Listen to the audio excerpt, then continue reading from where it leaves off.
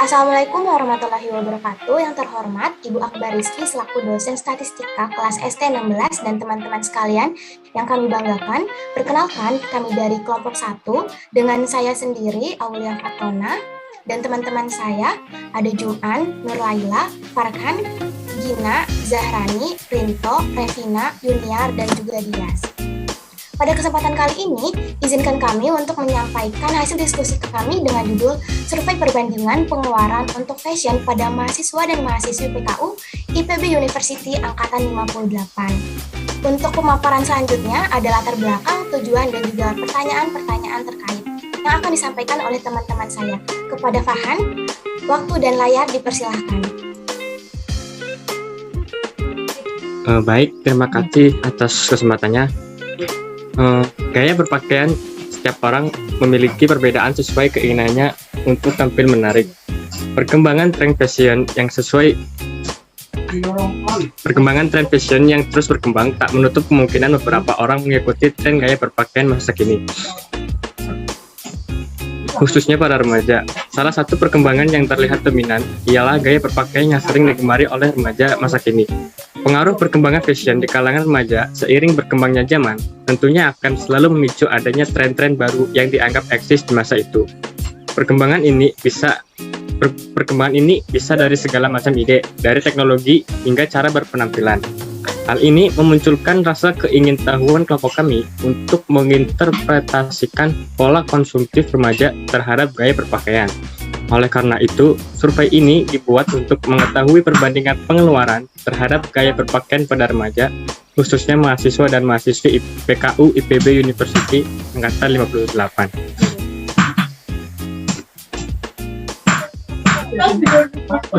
Di survei kami yaitu menginterpretasikan perbandingan pengeluaran mahasiswa dan mahasiswi, mengetahui pola konsumsi fashion mahasiswa dan mahasiswi, mengetahui maksud dan tujuan mahasiswa dan mahasiswi dalam membeli barang fashion, serta mengidentifikasi frekuensi jumlah pembelian fashion mahasiswa dan mahasiswi.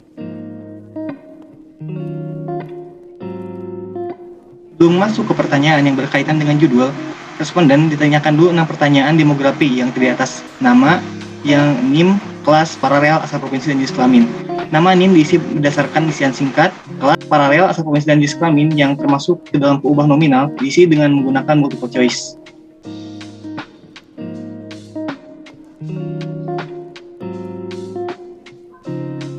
Lalu untuk pertanyaan pertama, pertanyaan ini berbentuk drop down. Pertanyaannya adalah, berapa penghasilan orang tua per bulan? Terdapat 4 opsi. Yang pertama itu kurang dari 2.500.000, yang kedua 2.500.000 sampai 5 juta, yang ketiga 5 juta sampai 10 juta, dan yang keempat adalah lebih dari 10 juta. Pertanyaan ini termasuk skala peubah rasio. Lalu pertanyaan kedua juga berbentuk drop down. Pertanyaannya adalah, berapa uang saku per bulan? Terdapat 6 opsi. Yang pertama itu kurang dari 500.000, yang kedua 500.000 sampai 750.000, yang ketiga 750.000 sampai 1 juta, yang keempat 1 juta sampai 1.500.000, yang kelima 1.500.000 sampai 2 juta, yang keenam lebih dari 2 juta. Pertanyaan ini termasuk skala peubah rasio.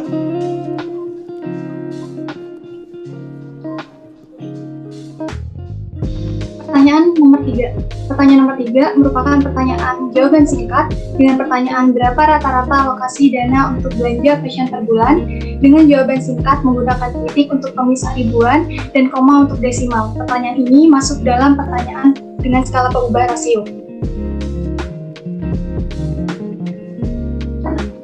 Ya, pertanyaan nomor 4. Pertanyaan nomor 4 masuk dalam bentuk pertanyaan text box dengan pertanyaan alasan membeli barang fashion. Terdapat 6 opsi. Yang pertama itu karena butuh, yang kedua karena ada keperluan acara, yang ketiga karena diskon barang, yang keempat karena diskon ongkir, yang kelima karena rutinitas, yang keenam karena diajak teman atau saudara.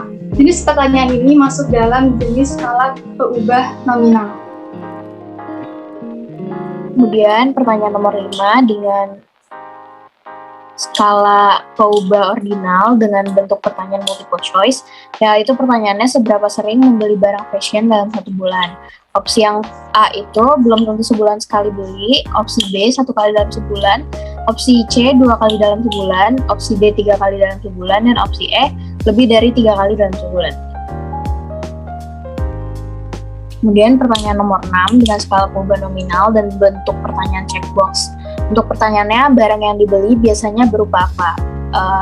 Opsi yang pertama itu baju atasan, opsi yang kedua baju dress, opsi yang ketiga sepatu, opsi keempat celana, opsi 5 rok, dan opsi keenam aksesoris.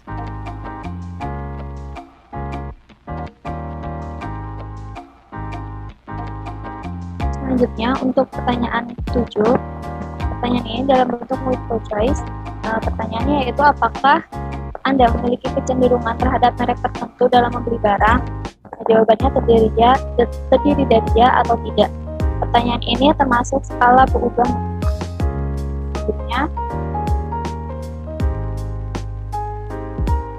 untuk pertanyaan nomor 8. Pertanyaan ke-8 menggunakan multiple choice.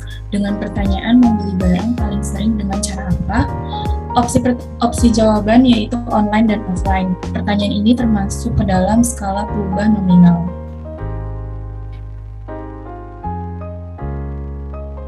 Ketika responden memilih jawaban online, maka responden akan diarahkan ke pertanyaan selanjutnya, masih menggunakan multiple choice. Pertanyaannya biasanya membeli barang melalui platform apa? Opsi jawabannya A, web, B, e-commerce, C, media sosial, D, lainnya. Pertanyaan ini juga menggunakan skala berubah nominal.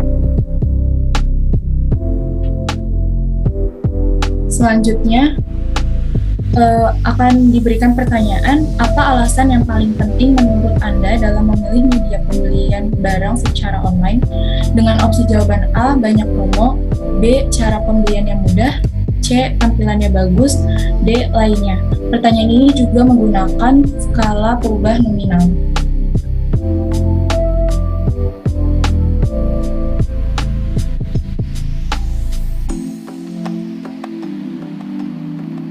Pertanyaan kali ini menggunakan pertanyaan yang berjenis multiple choice. Apa alasan utama membeli barang fashion offline? A, dekat dengan pusat perbelanjaan. B, bisa memilih barang secara langsung. C, lainnya. Pertanyaan ini termasuk dalam pengubah skala nominal. Jadi, dapat disimpulkan bahwa kelompok kami mengambil judul Survei Perbandingan Pengeluaran Mahasiswa dan Mahasiswi PKU IPB University Angkatan 58 dengan tujuan utama untuk menginterpretasikan perbandingan pengeluaran mahasiswa dan mahasiswi. Kami menyediakan 6 pertanyaan demografi dan juga 11 pertanyaan terkait dengan judul. Mungkin sekian dari kami yang dapat kami sampaikan, kurang lebihnya kami mohon maaf. Semoga teman-teman sekalian dapat dilancarkan dalam menyelesaikan proyek statistika ini. Saya tutup, wabillahi taufiq wal hidayah. Wassalamualaikum warahmatullahi wabarakatuh.